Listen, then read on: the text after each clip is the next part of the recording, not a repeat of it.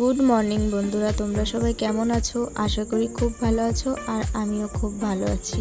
আজকে হঠাৎ 5:30টার সময় ঘুম ভেঙে গেছে। কেন জানো তো? তোমাদের দাদা ভাইয়ের জন্য। তো তোমরা ঘড়িতে দেখতেই পেলে 6:30 বাজে।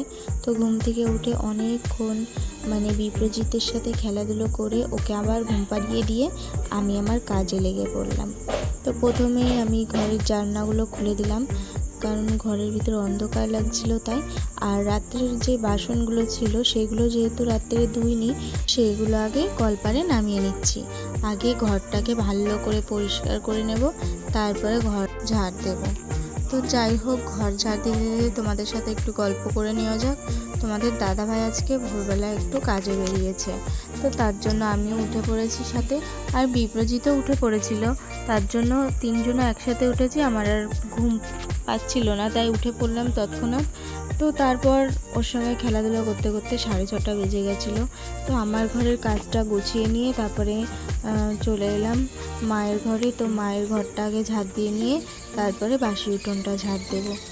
তো মা বাইরের কাজ প্রত্যেক দিন সারে, সেটা তো তোমরা দেখতেই পাও। তো আজকে আমি সম্পূর্ণ কাজ নিজের হাতে করব, তো সেটাই তোমাদেরকে শেয়ার করব।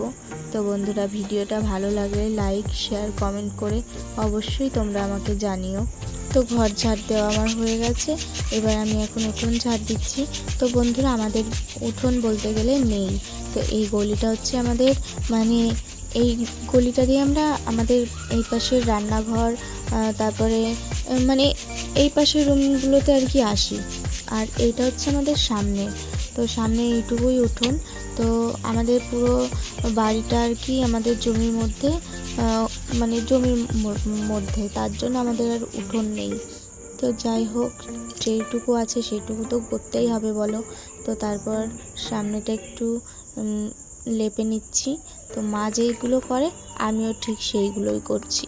তো আমার আগের ভিডিওতে একটা দিদিভাই কমেন্ট করেছিল, ডিপ প্ল্যান টালকিডস ব্লগ। দিদিভাইকে অসংখ্য ধন্যবাদ আমার পরিবারে আসার জন্য। এভাবেই আমার পাশে থেকো, আমাকে সাপোর্ট করো, আর আমিও তোমাদেরকে সাপোর্ট করব, পাশে থাকবো। তো চলো বাকি কাজগুলো করা যাক, কারণ আমি একটু তাড়াতাড়ি করছি, কেননা বিপ্রজিৎ যেহেতু ঘুমিয়েছে, ওর আবার ওঠার টাইম হয়ে যাচ্ছে। তো ও উঠলেই ওকে আগে খাওয়াতে হবে।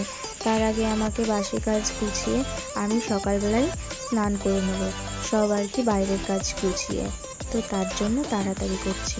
এরপর দেখো, বিপ্রজিৎ ঘুম থেকে উঠে পড়েছিল। তো ওকে আগে ফ্রেশ করিয়ে নেব, তারপরে বাকি কাজ করব। কেননা ওকে ঘুম থেকে উঠে আগে না নিলে ও খুব কান্না করে।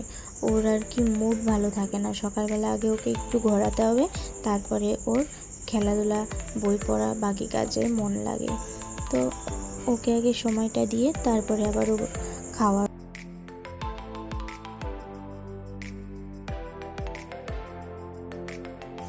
তারপরে চলে এলাম রান্নাঘরে।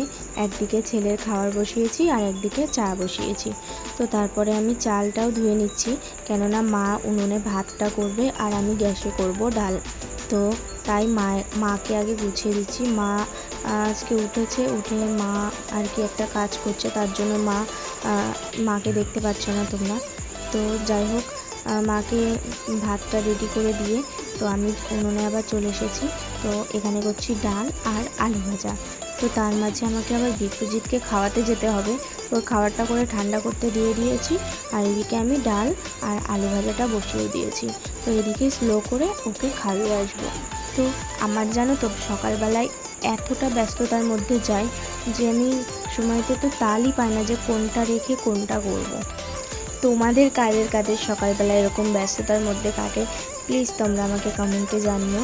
তো আমার তো প্রত্যেক দিন সকাল এইভাবেই কাটে। তো বিপ্রজিৎকে খাইয়ে ওকে খেলনা দিয়ে বসিয়ে দিয়েছি। তো এখানটায় ওর দাদা এখন দেবে পুজো, তার আগে মা ঘরটা মুছে দিচ্ছে। আমি যেহেতু ঘর মুছেছিলাম না আর বাকি কাজগুলো করেছি, শুধু ঘরটা মুছেছিলাম না, তাই মা ঘরটা মুছে দিচ্ছে। তো ওর বাবা এখন কাজে বেরোচ্ছে, তাই ওর বাবার সাথে একটু ঘুরতে বেরোচ্ছে। তো বাকি যারা উঠলো তারা হচ্ছে বিপ্রজিতের কাকামণি। তো যাই হোক, ওরা নিয়ে গেল বাইকে ঘুরতে, আর এদিকে আমি দাঁড়িয়েই ছিলাম অনেকক্ষণ। ওকে নিয়ে জানো তো অন্য রাস্তায় গেছিলো, আর আমি ভাবছি এই আসছে। তো যাই হোক, বাবা পুজো করছে সেটাও তোমাদেরকে শেয়ার করলাম। তো আমাদের বাড়িতে বাবাও করে মাও করে পুজো। তো দুপুরবেলা খাওয়া দাওয়া মিটিয়ে এখন বসে আছি। আর তোমরা ফ্লিপকার্টে দেখেছিলে যে বিপ্রজিতের বাবা বিপ্রজিতের জন্য গিফট এনেছে। তো এটা হচ্ছে বই এনেছে। এর ভিতরে জানো তো 10টা বই ছিল। তো এখানে সব রকমের বই, মানে তোমাদেরকে খুলে দেখাই তো বুঝতে পারবে।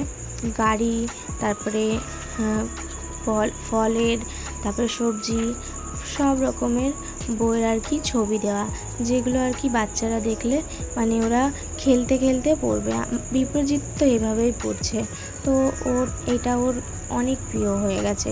তো বইয়ের থেকে এই জিনিসটা বাচ্চাদেরকে খেলতে খেলতে পড়াবে, দেখবে ওরা অনেকটা পড়তে বসবে। এমনিতেই তো ওরা পড়তে বসতে চায় না।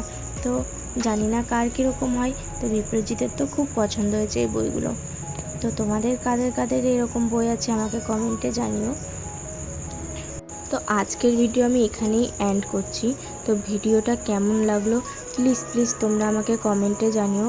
আর আমার পরিবারে যারা এখনও আসোনি তারা প্লিজ আমার পরিবারে এসো। আর যারা আছো তাদেরকে অসংখ্য ধন্যবাদ আমার পরিবারে আসার জন্য। তো আবারও আসবো নতুন ভিডিও নিয়ে।